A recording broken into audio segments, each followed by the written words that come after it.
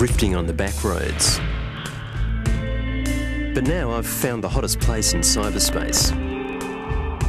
Musicians on 3 continents are getting ready to jam here.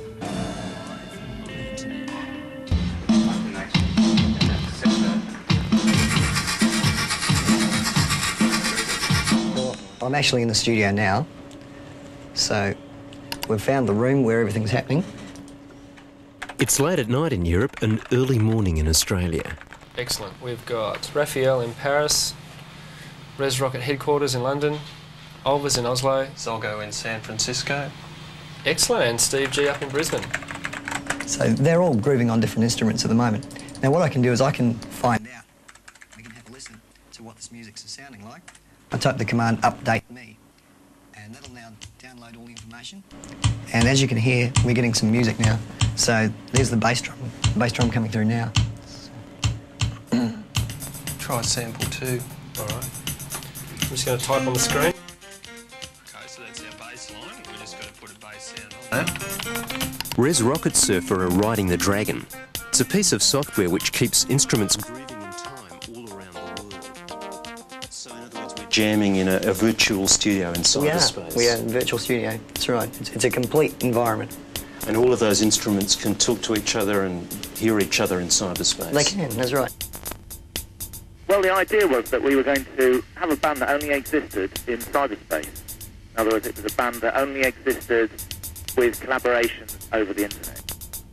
And when the audition was happening, Willie, who's from London Beat, who's actually coordinating the entire thing, was in his hotel in New York, and he rang me up and said, would you like to audition? So he hooked his machine up in his hotel room, and I played along and was accepted into the band.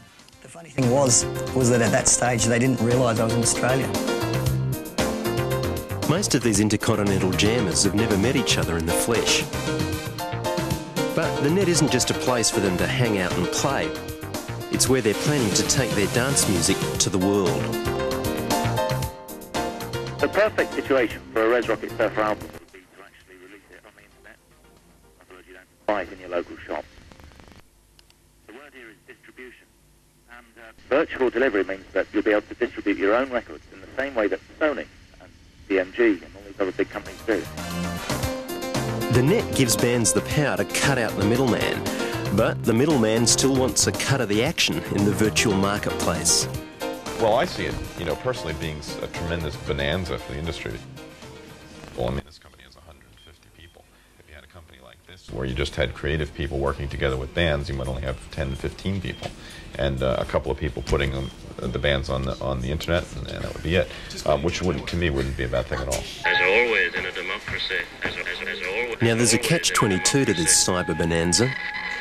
You can take your music direct to the public on the net, but once it's out there, it's common property, and anyone can download it, copy, sample, or remix it as they like. The choice is yours. That's a good one. We're cutting up and scratch mixing videotapes, and we kind of want to put out information in as many directions as possible, and one thing we use is the internet to do that. So what we're trying to do is see what happens when you pull little sound bites or little grabs of information, be it audio or video, and put them back together in different ways and see what other stories you can tell with the same piece of source material. Choice is yours. Ulf greets his Aussie brothers. Yes, that's right. Thank you, Ulf. In cyberspace, there's a new culture growing. It's like a big, noisy bazaar, a place to meet and swap ideas and use them as raw material to make something new. The net enables the exchange of the raw data. It doesn't have to be, we don't have to press a CD and then get it to a shop and then get it to the end consumer. We can sit at home, we can write something on our screen, we can grab a slice of video, put it up on the hard drive, and then someone else, somewhere else, can go and grab it, and they can be anybody who has access to this technology, let's not forget that, but they can be anybody, and they're not paying for the information either. If all of the wares in the great virtual bazaar are free, how are the traders in ideas going to earn their daily bread? Yeah, I think it's a clash of cultures, but I also think violates one of the fundamental principles of Anglo-American law, which is that there's a value to intellectual property. And if we eliminate that link, that legal link between the creator of the right and their right to get remuneration for it, I think it would be a disaster for every creative industry that there is. What he's doing is putting a block on creativity. He's saying that to keep the artist creative and happening, we've got to have ownership of the idea. What we're trying to do is invert that and saying we want to encourage creativity by having the ideas flowing freely. Think of the net as a new continent. The first colonists are arriving now.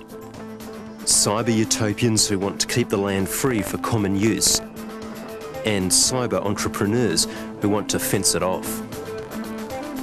The problem I've got is when they try to go into to destroy or to damage the livelihood of performers that are trying to sell their music, because that's how they make their living in the final analysis. And that would be a real problem for everybody. I think that there would be, a major clash between those two cultures, I think. If these people weren't in the way, they could directly publish. And the internet more and more is opening up the possibility for musicians to directly transfer their data to the audience. And so, if information could flow freely, people could make more money. There wouldn't be a percentage back to dudes in suits. The challenge for us technologically is to create like a cyber police force that would actually, it probably wouldn't actually be people, it would be programs like an internet search engine which could go into the internet, look all around, find musical clips which you can digitally identify. Then it alerts a human being who says, okay, I'm going to go into that site, complain to the owner and get him to take it off because it's illegal. Just had a response from London. What are they saying? Well, Willie's been very polite. He said your guitar was awesome. Do I get the job, though? That's the question. Oh, I'll ask him. Well, even when you're strutting your stuff in cyberspace, one thing's still true. They're telling guitar jokes now, so... If you can't cut the mustard, it's time to get out of town.